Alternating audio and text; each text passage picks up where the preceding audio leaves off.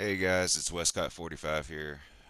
World of Outlaws Dirt Racing is what we're talking about. This is my first video ever, so give me a break.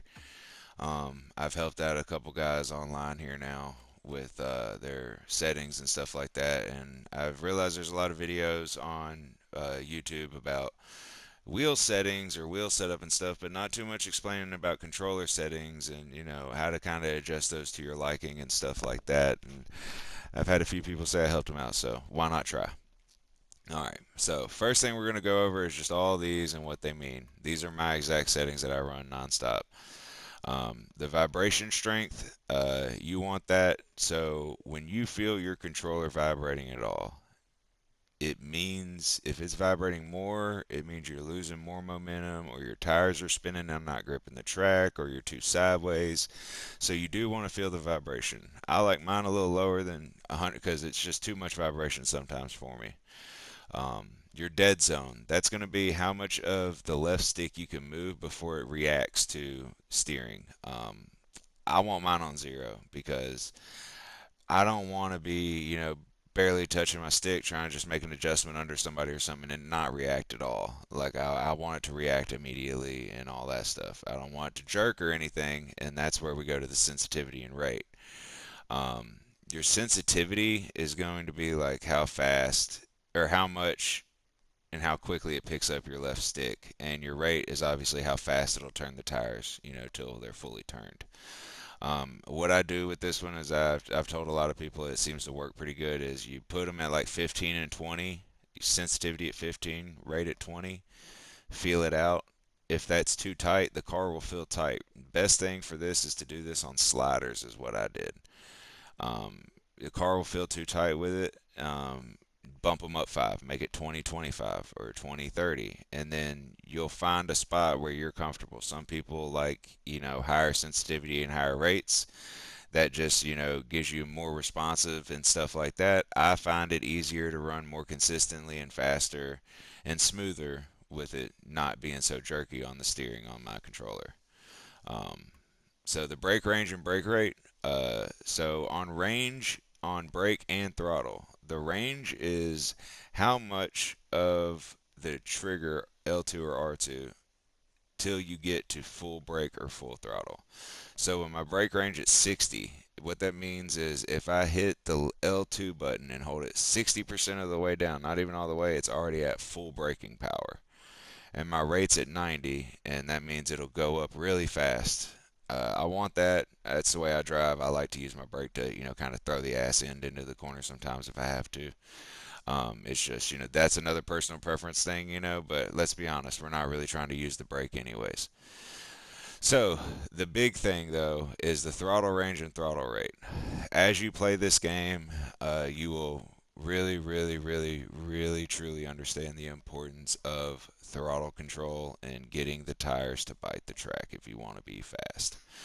Um, some people have their rate higher and can control it with their finger or run a pedal and can control it. That's great for them. I, on the other hand, am a button masher. I don't have a good little, finger to like slowly pull on the trigger. I want to go and I want to go now. So I have my range at 100 because I do want to have the play of the throttle, how full throttle or half throttle I am. But the rate I have at 10, so whenever I am mashing on it, it's not jumping up on the tires and making the tires spin really fast or anything like that. It's slowly applying the power and all that. Now, when you're on this screen, you can press the options or the start button on your controller as well, and that shows you. You can then move the left stick and it'll show you the steering test. It'll show you how quick it is. You can use the brake and see how quick it goes, and you hit the throttle and see how slow it is or how fast it is, and just kind of test and see where it's at.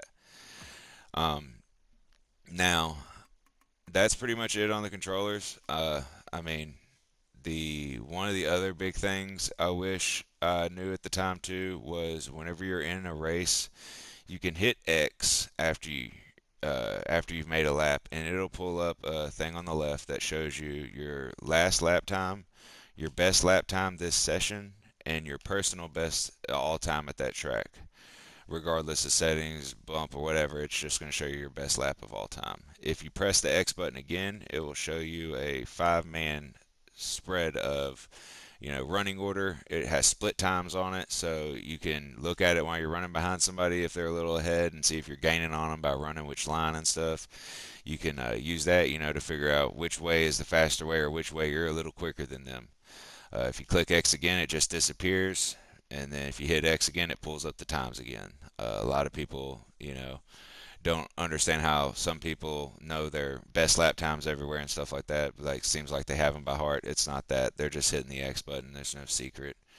The circle button, it pulls up the car status, like the damage on it, and I believe the tires and stuff like that. I don't never use it, but it is there. Now, as far as the driving assist, I run expert. Uh, I always did on sliders because it was always faster as expert. As long as you know how to have the throttle control and know how to drive the car, it is a lot better on expert. Now, whenever I first started running custom setups with my super late model, I did actually put it on to 10% stability because all the other ones are really too far cheating for me. The stability helps cheating too, but for me to get control of my car and understand, how it was handling and stuff, I just had to do it for a while. I'm off of it now. Like I said, I'm running without assist now. But one other thing I wanted to add too, for something I didn't know that I wish I knew from the first day, is when you go to your leaderboard online and you have assist on, there's two completely different leaderboards. So now I have my assist on 10%. You'll see that there's a different leaderboard, different names, and all that stuff.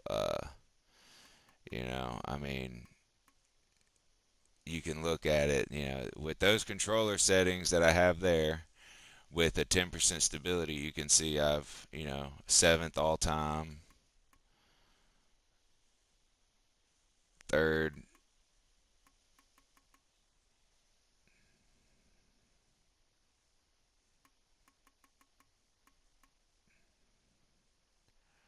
second. These are all times. But I mean, it is with 10% assist. So six. Anybody you see's names here, right here, they're running with some type of assist on. Four. Norris, I actually have the all-time fastest lap at, I believe. Yep, still do. Haven't been in here to check in a while. I don't know about here. I don't think I've ever ran here with assist. Yeah. Rockberry, I do as well, I believe. Yeah. Third on straight. First at Sugar. Second at Texas. Third. You get the point. It's really fast. It was what I liked. It really helped me out a ton. Now,